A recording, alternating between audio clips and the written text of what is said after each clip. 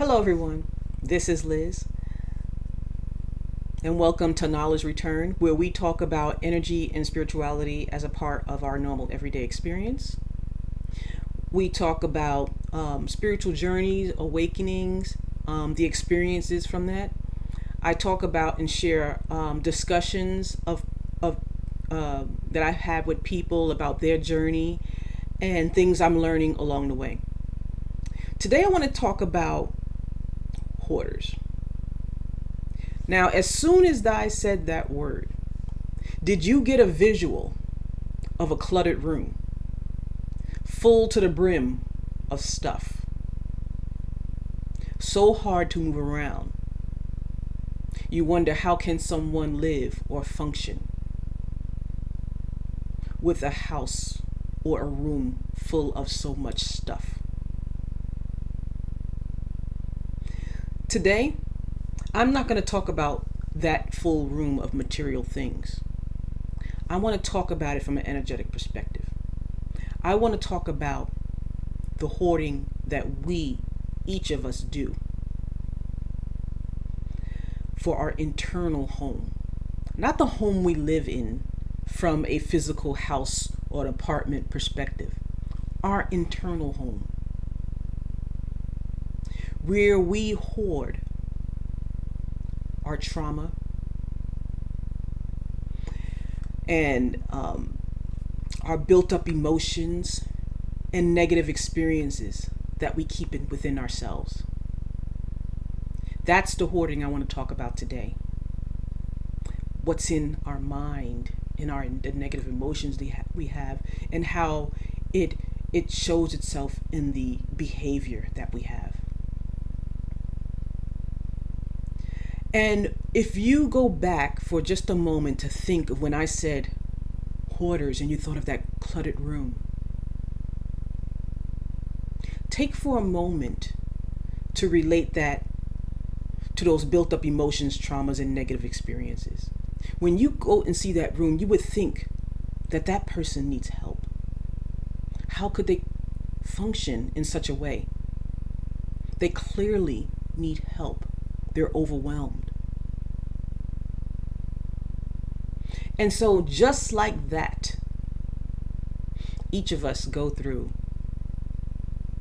that hoarding of our built up emotions and trauma and negative experience, and we hold it within. On the outside, our house might look nice. On the outside, we might attempt to function in society. But inside, we're holding on to things we do not need, we do not use, and it does not serve us.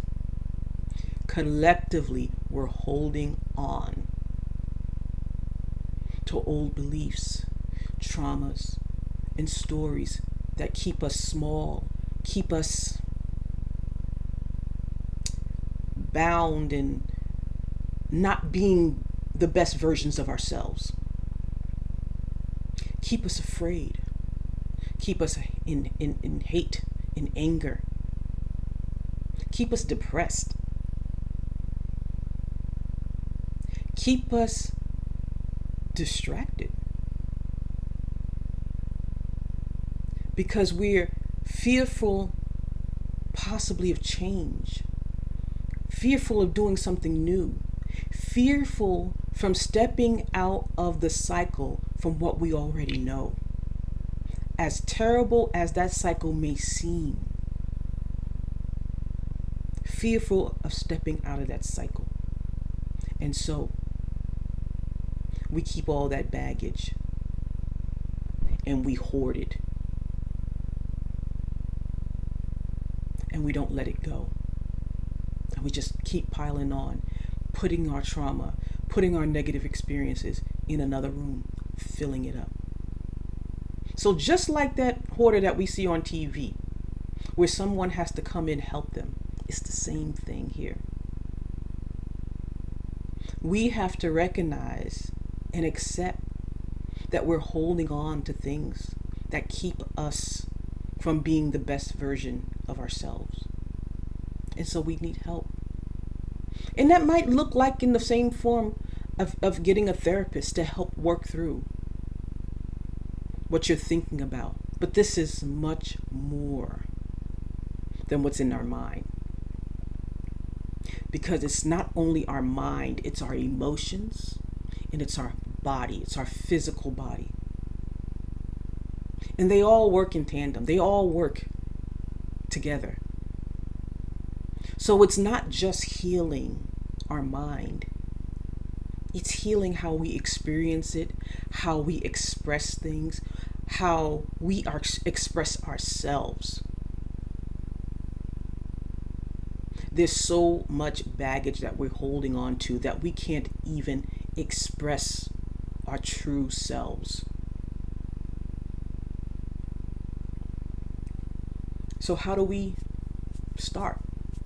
How do we start to clear up our hoarding tendencies of our emotional traumas and negative experiences? Like I said, the first thing is acknowledging it and seeking help. Yes, we can start with a therapist or someone who could help us with our mind, but keep and be reminded that it's more than just that. And as you seriously go on that journey to heal, you'll find and discover that a part of that therapeutic conversation that you have to have it with yourself. Being honest and true to yourself. Doing self-reflection with yourself. Accepting that, yes, trauma has happened to you, but it's also your choice not to live in either the anger or the fear that it caused. It's learning how to let go of those experiences. And in letting go, forgiving yourself for holding on so long to them. Forgiving yourself for expressing them in such a way that it made you feel less than who you truly are. And so when we talk about this hoarding and we talk about the baggage and the trauma, we're really talking about that healing that we have to do, that internal home, that healing. So when we're talking about that spiritual journey or that awakening, it's really a healing journey. It's a journey to remember who you are under all of that baggage that's in all of those rooms. And so slowly but surely, you have to begin to peel away the baggage. You have to begin to look through the stuff, begin to discard what does not serve you, and to clear the rooms of your internal home. And it does not start all. You don't do it all at once. It just starts with one step, one bag at a time, one trauma, one experience at a time. And then what you come to realize as you just tackle one and then another and then another, you'll realize how strong you actually are, how resilient you actually are, how much strength and courage you actually have, how much creativity and abundance you actually have. But you couldn't see it because your room was full with so much baggage. So many bags, some that belong to you, some that belong to others, but you were just keeping it in your rooms, in your internal home.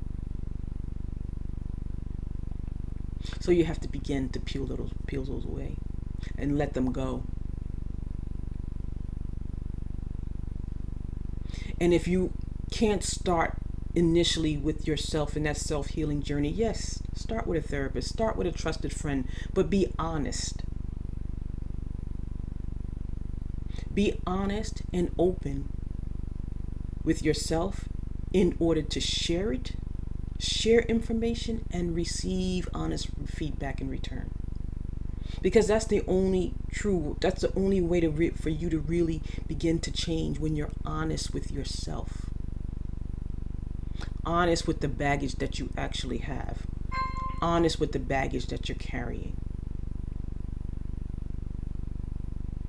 So you can make that choice to let it go. And let it go for your best interest.